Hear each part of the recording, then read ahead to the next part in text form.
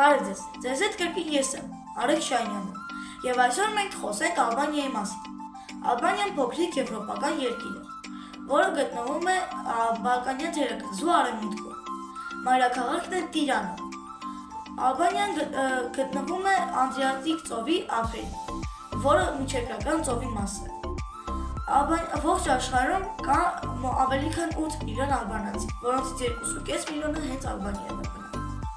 Ալբանիան սահմանակից է Սերբիայի, Կոսովոյի, Չեռնոգորիայի, Հյուսիսային Մակեդոնիայի և Հունաստանի հետ։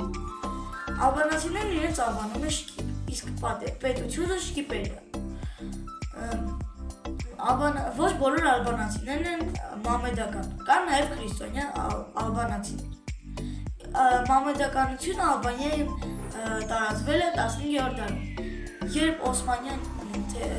կայսրությունը գրավեց Ալբանիան։ Շնորհակալություն մինչև այս զինման համար, կհանդիպենք շուտով։